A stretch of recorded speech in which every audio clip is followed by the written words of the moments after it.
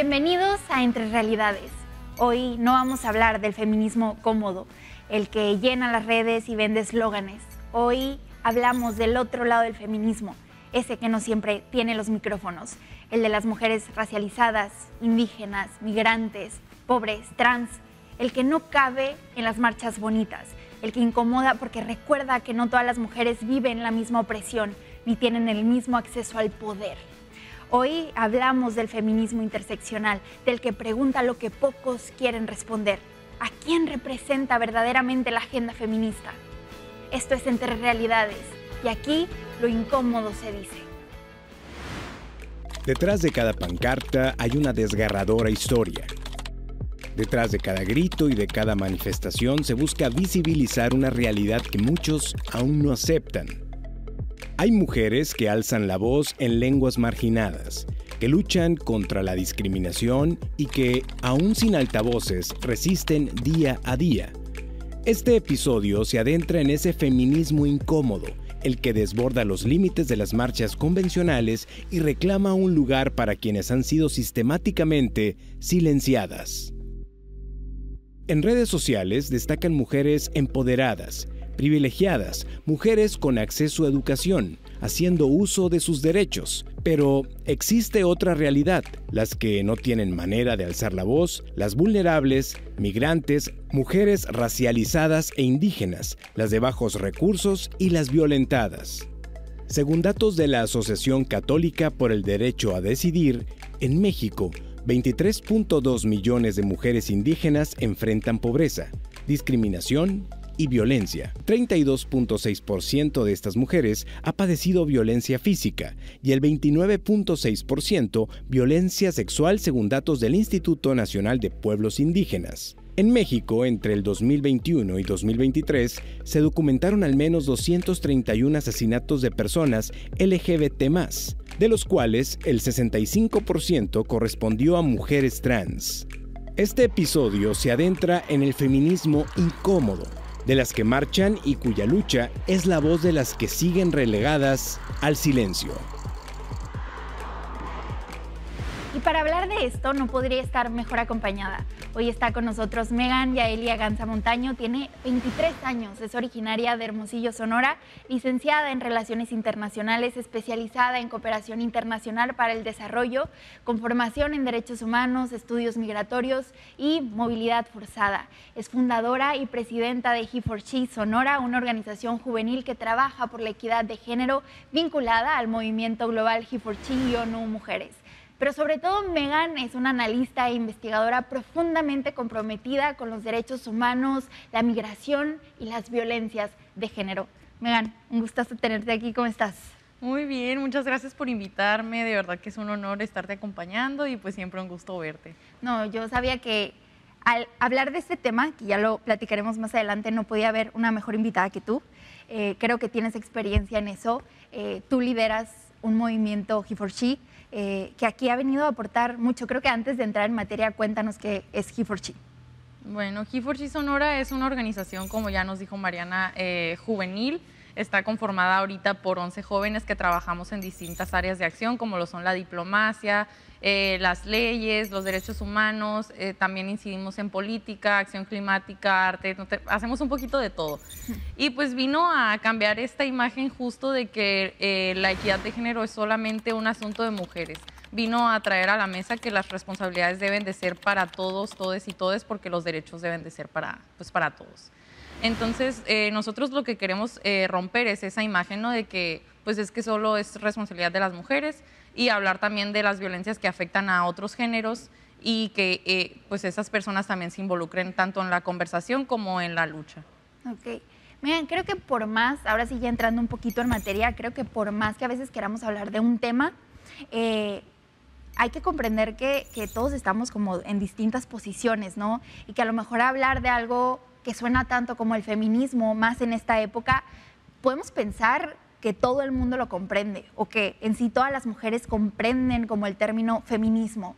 Pero creo que es importante empezar ahora sí desde el inicio y yo te quiero preguntar, para toda esa audiencia que desconoce todavía el término, que no está tan familiarizado, ¿qué podrías explicarnos y decirnos tú qué es el feminismo en sí? Para mí, personalmente, yo siempre lo defino como ese movimiento que busca la liberación de la mujer.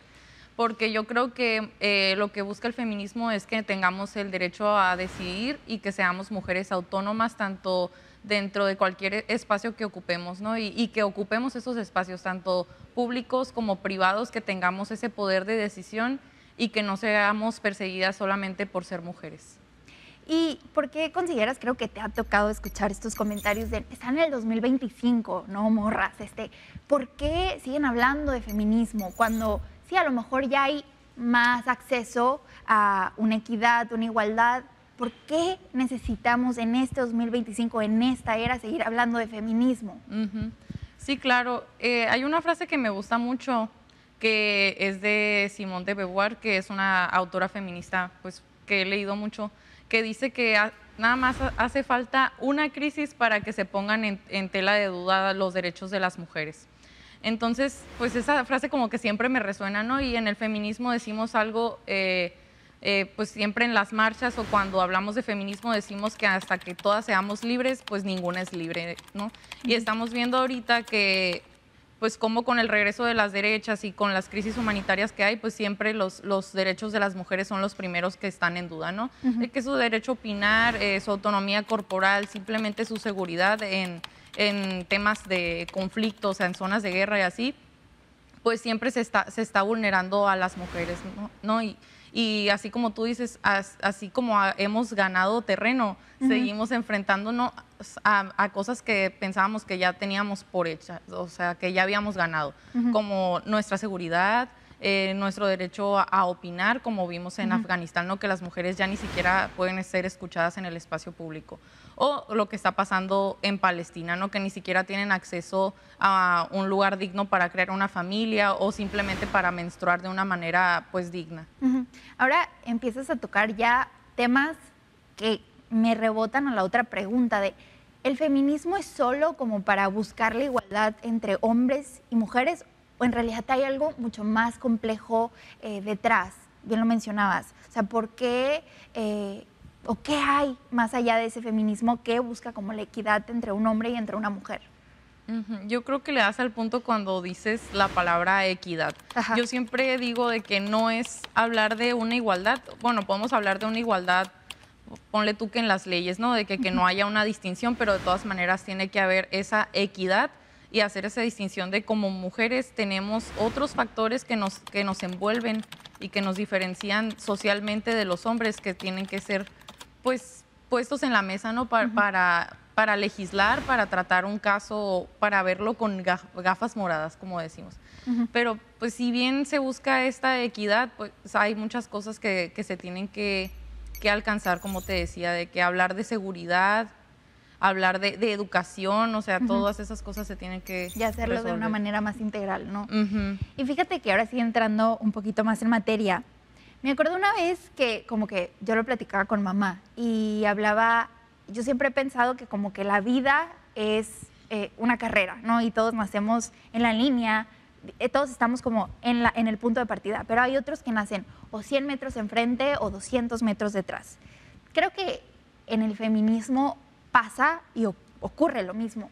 ¿Por qué a veces hablamos de feminismos en plural y no de feminismo en singular? En realidad, ¿el feminismo es uno solo o a qué nos referimos? ¿A qué se refieren las personas cuando hablan de que hay varios tipos de feminismos? ¿Por qué? Yo creo que cuando hablamos de esto podemos hablar como en dos vertientes. Se habla de feminismos como olas, o sea, como en periodos de tiempo, como de que, ponle tú que cuando empezamos tal vez los derechos eran como más enfocados a lo laboral y luego ahora como que estamos viendo más como de autonomía corporal, de derechos sexuales reproductivos. Y también se puede hablar de feminismos como se denominan, como decimos nosotras, feminismos con apellido, ¿no? De que feminismo afrofeminismo decolonial, feminismo interseccional, que ahorita vamos para allá. Y que más feminismo liberal, que ahora le llaman feminismo blanco, o también el feminismo radical. Entonces, por eso sí como, o sea, según su apellido es como que a la rama de estudio que está enfocada o bien a la lucha, cómo se desenvuelve. Megan, creo que aquí también, antes de ya irnos a la parte donde vamos a explicar un poco más qué es la interseccionalidad, por ejemplo, te quiero preguntar, aquí el episodio pasado, uno de los episodios pasados, hablábamos de que como que puede ser muy distinta la realidad que vivimos, lo que estamos viviendo aquí afuera y lo que se ve en redes.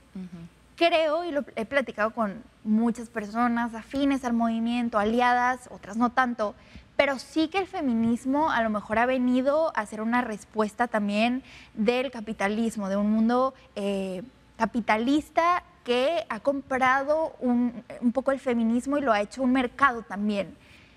¿Qué de cierto tiene el feminismo como que vemos en redes o que nos pintan allá afuera, que se vive de una sola manera al que vivimos aquí nosotras, ¿no? A las mujeres que muchas veces no se ven? Decía al inicio, hoy quiero hablar del feminismo que muchas veces no vemos. Yo creo que a eso te referías, como esos feminismos con apellidos que muchas veces no se ven. Pero ¿por qué a veces no nos sentimos como eso, representadas por el feminismo que vemos en redes sociales, al que nosotros estamos viviendo? Muchas veces vemos un secuestro del movimiento. Okay, como que, me encanta el término. Sí, como que sí, si hablamos de feminismo, indudablemente tenemos que hablar de que está sostenido por el capital, ¿no? Por cómo se le hace conveniente al capitalismo que estemos insertas en ese sistema capitalista y que sea productivo. Y cuando nosotras mujeres nos salimos de ese rol que está hecho como para la productividad de quién, o sea, de los hombres, es cuando empiezan a identificarse estas violencias, ¿no? Y que te suena de que, oye, ¿por qué? O sea, ¿por qué tengo yo que estar de que en este cierto tipo de rol y no de que a lo que iba, ¿no? El feminismo de que cuando te digo, cuando está secuestrado por el capital, cuando lo trata de vender como cómodo, lo empieza a blanquear y a hacerlo más que nada una estrategia de marketing.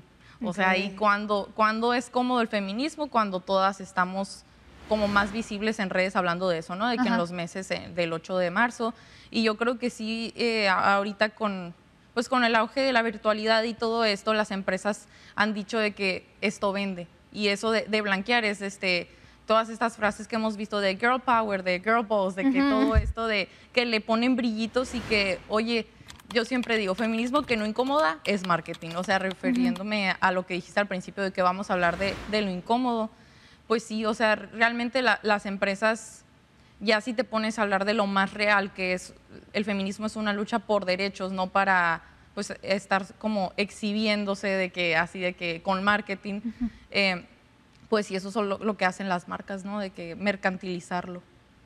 Y en una respuesta como muy breve, antes de ya entrar en materia, ¿cómo podemos no caer a lo mejor en ese feminismo de marketing, por más aliadas que podamos ser? ¿Cómo no irnos a esta postura que beneficia al capitalismo? Yo creo que siempre es ser muy críticas. Yo creo que las feministas vivimos con una alerta permanente, ¿no? De que siempre estamos así como los gatos de que... Ey. Pero sí, y siempre tienes que estar muy atenta de que al contenido que consumes, desde el discurso que se maneja para hablar de feminismo. Y también yo creo que algo tanto como que está presente en el feminismo como ahora con el mes del Pride, es de que darte cuenta de si las marcas son aliadas nada más el mes que pueden vender sus productos o si todo el año tienen iniciativas que promuevan estos derechos o que sean pues marcas éticas, ¿no? Que traten de tener iniciativas pues que se alineen más con valores y no tanto con una estrategia de mercado. Totalmente. Vengan, antes de ahora sí hablar del feminismo incómodo, ¿qué te parece si vamos a un corte y regresamos?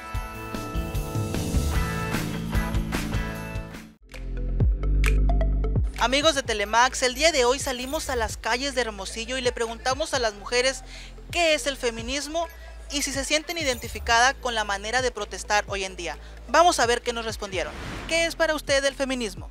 Pues el feminismo ahora, tanto las mujeres como los hombres queremos lo mismo, pero en realidad no lo hacemos, ¿me entiendes? O sea, la mujer quiere igualdad, pero nada más en lo que nos conviene y en lo que no. O sea, en lo que les conviene a ellas, quieren todo para acá, pero en realidad ellas no quieren hacer nada. Cuando están las tratas de personas o cuando no hay igualdad en el género, por ejemplo en los trabajos, que no nos pagan igual o por ser mamás que no nos permitan los mismos derechos que el del hombre, ¿no? Es un movimiento social. Ser mujer, los derechos de las mujeres. Ahora, pues es lo que nos está dando la oportunidad de participar en más cosas, ¿no? Es cuando matan a una mujer que no, o la agreden. Pues la igualdad de derecho de las mujeres, ¿no? ¿Te sientes identificada con la manera de protestar hoy en día? Sí, en ciertas cosas sí, pero hay cosas que, por ejemplo, la destrucción de elementos no es parte de... Porque al fin y al cabo nos afecta también a nosotros. No estoy de acuerdo. Pues no me gusta, ¿cómo se dice? La violencia y eso, ¿no? O sea, sí estoy en que están en su derecho, pero hay maneras de responder, ¿verdad? No. ¿Por qué? Porque siento que es muy innecesario dañar cosas, o sea, entiendo por un lado y por otro no, ¿me entiendes? Porque no es justo, por ejemplo, que rayen las catedrales y todo ese tipo de cosas, cuando pues nada que ver, ¿no? Después de ver este sondeo, Megan, continuamos. Es aquí, a lo mejor, cuando como que veo la importancia un poco de manera más tangible de hablar de estos temas que te decía al principio, a veces consideramos que son temas ya desmenuzaditos y ya demasiado hablados y platicados al derecho y al revés, pero después preguntarte, también una de las cosas que vimos en el sondeo, que muchas mujeres no están de acuerdo como con esta manera de protestar al destruir cosas. Me acuerdo, y te platico rapidísimo, una vez hablando con mamá, ella también me dijo, es que tú vas a las marchas, ¿y por qué? ¿Por qué rayar y por qué marchar? Y me acuerdo que no tuve respuesta en ese momento, pero después de regresar de la marcha a la que iba, le dije, creo que hoy criticamos y tú puedes criticar porque tienes manera de hacer las cosas. Tú piensas que hoy que hay otra manera de hacer las cosas porque tú tienes formas distintas de hacer las cosas. Tienes la posibilidad de alzar la voz, de ser escuchada, de ser vista, de pagar un abogado. Pero, ¿qué pasa con todas esas mujeres que muchas veces no se ven, ¿no? Que son parte del movimiento feminista, pero no se ven? ¿Tú qué les podrías decir a estas personas como que vimos en el sondeo y que podrán estar ahí afuera y que dicen, no, es que a lo mejor protestar así, rayar cosas, destruir cosas no es la manera? En realidad eso nos afecta, es legal, sí suma al movimiento o no. Sí, luego pensé yo cuando vimos el sondeo que muchas veces nadie se queda a escuchar los testimonios de las familias en las marchas.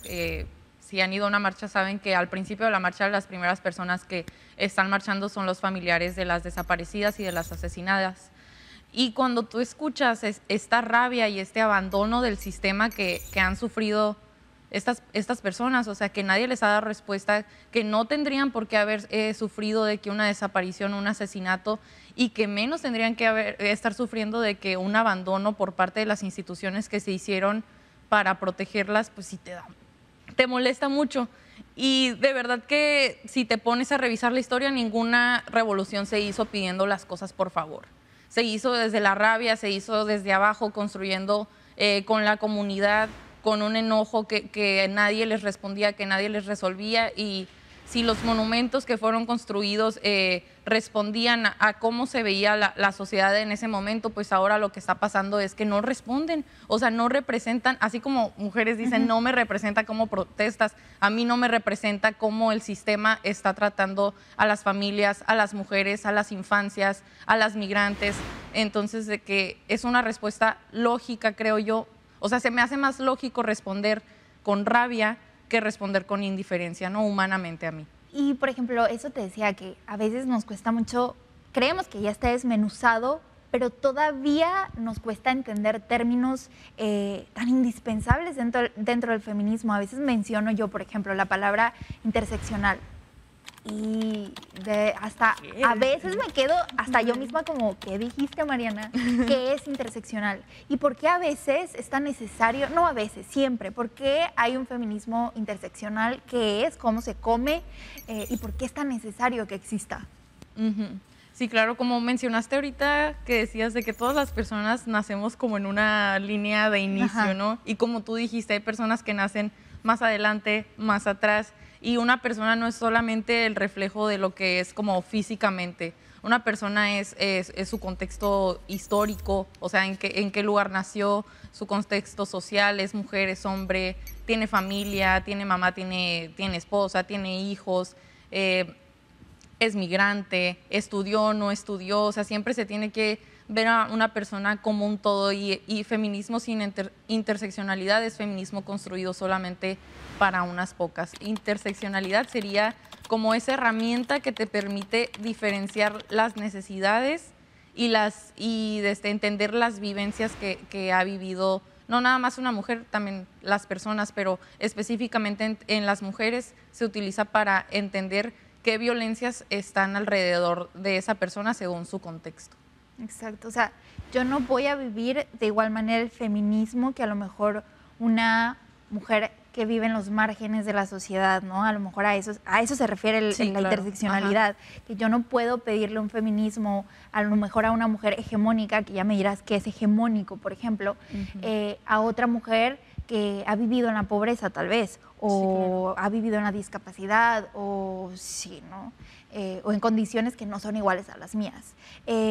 Pero, ¿quién crees tú que tiene voz y quién sigue sin tenerla dentro del feminismo? A veces pensamos también que el feminismo, bueno, ya ha venido a impregnar como en las vivencias de todas las mujeres. ¿Consideras que dentro de este feminismo hay mujeres que siguen por la misma interseccionalidad sin tener voz? Sí, yo creo que el feminismo que tiene más voz, más representación tanto en los medios como en las redes sociales, sigue siendo el feminismo liberal o a lo que ahora nos referimos como feminismo blanco. ¿Qué es este feminismo? El que solamente habla de una igualdad entre hombres y mujeres sin reconocer las diferencias que tenemos por nuestras vivencias, o sea, que no es interseccional. Y este feminismo pues tiene su origen en las sufragistas, que muchas personas de nosotros pues conocemos el movimiento sufragista, y desde el inicio de este feminismo, que fue con el sufragio para el voto de las mujeres, excluía a mujeres racializadas, a mujeres trabajadoras, obreras y pues a mujeres pues diversas. En realidad era un feminismo más como de que las esposas de que tenían cierta posición económica querían pues opinar, pero no incluía la voz de otras mujeres.